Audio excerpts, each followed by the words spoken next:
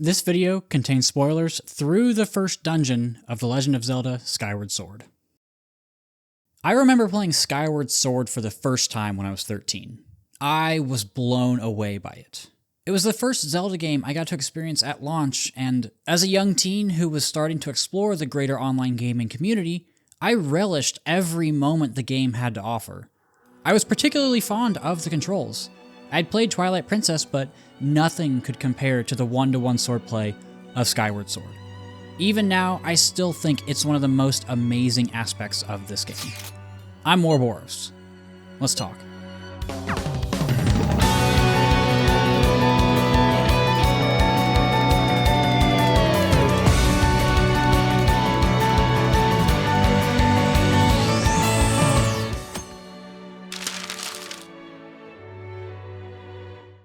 I know I'm in the minority here, and I know that the controls aren't perfect. This will probably be an unpopular video because people tend to hate on Skyward Sword.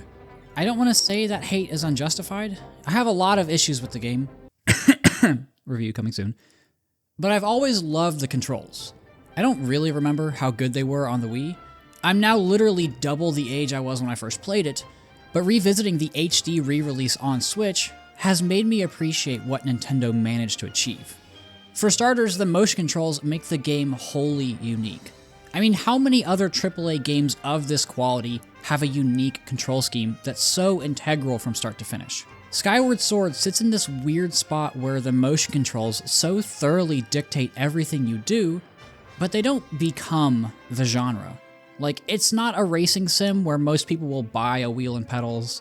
It's not like a rhythm game such as Guitar Hero where you need that one specific controller. You don't see people playing COD with gun-like controllers. Well, most people.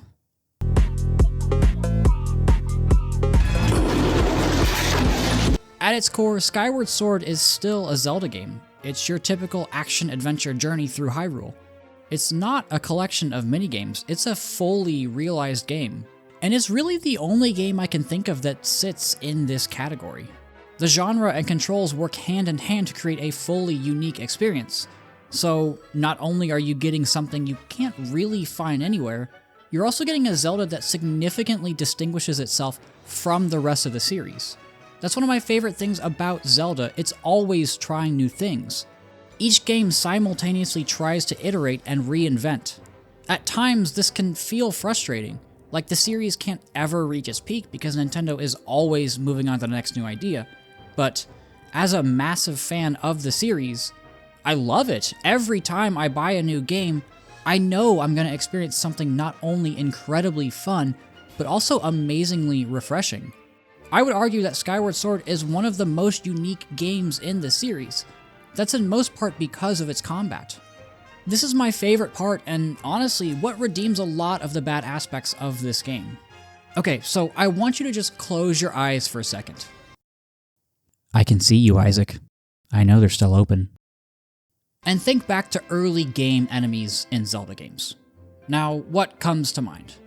Probably something like a Choo-Choo or Bokoblins, maybe even Dekubabas. With the exception of the higher tier Bokoblins in Breath of the Wild and Tears of the Kingdom, those are all just cannon fodder for you to mow through early game. They exist just so that you can get a feel for the game. While they're basic enemies in Skyward Sword as well, Nintendo added in one more step. That, of course, is the direction of your swings. Let's work through these one at a time, shall we? Starting with the Choo-Choos. They still remain the stereotypical RPG slime. They're one of the first enemies you encounter, so they aren't going to offer much of a challenge. However, they will now bisect where you cut them. If the smaller Choo-Choos touch, they'll merge to reform the larger one. So instead of whacking them once and moving on, now you have to use a vertical slice to separate the halves, then deal with those halves on their own. If the Choo-Choo is big enough, then those halves can also split into other halves. If they were an enemy designed for late game, I'd imagine dealing with a horde of them would be quite challenging. However, you rarely see more than a few smaller ones at a time. You do get the electric variants, which restrict when you can hit them, but the formula remains the same. How about the Dekubabas? Similar to the Choo-Choos, these were basic enemies that never took more than a few hits to kill. In Skyward Sword, they actually get one shot, but they only take damage if you swing your sword in the right direction. If you're someone who did the motion control equivalent of button mashing in Smash, you probably had trouble with these. They don't take any damage from bad swings, and, like Choo-Choo's, have an upgraded variant, the Quadro Baba. You don't know which way these will open their mouths. These aren't crazy, intricate boss fights, but they get you to think about some of the most basic of enemies. Finally, we have the Bokoblins, the basic grunts which have turned into, crazily enough, one of the most dangerous enemies in the game. I know that's kind of a wild statement, but early on, and especially in groups, you can lose a lot of hearts to these guys. Think of them like the Quadro Babas on steroids. You never know where they're going to block, and can actually change it relatively quickly. Of course they'll counter if they block you. Choo-Choo's and Deku Babas would simply reset the encounter if you swung the wrong way, but now Bokoblins will actively punish you for it.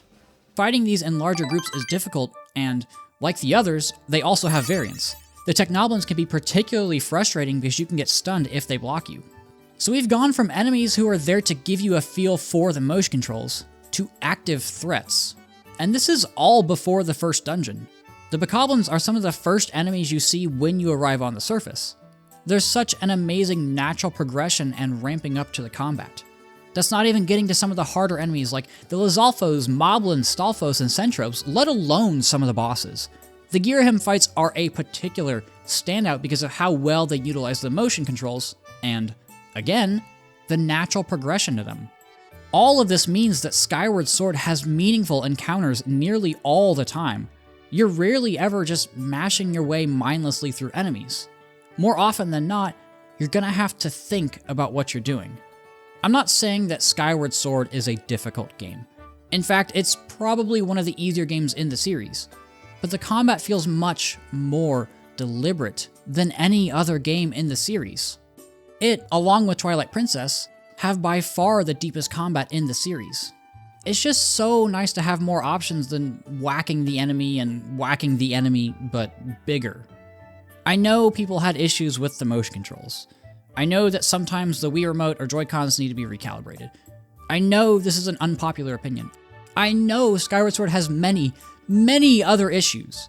I know that there are definitely going to be people roasting me down in the comments, but in spite of that, I thoroughly enjoyed combat in Skyward Sword, even as an adult. It's not perfect, but it feels special to me. It feels interesting. It feels rewarding. It feels like I'm a little kid again playing with lightsabers. And it feels like we won't see controls like this for a long time, if ever again. Thanks for watching.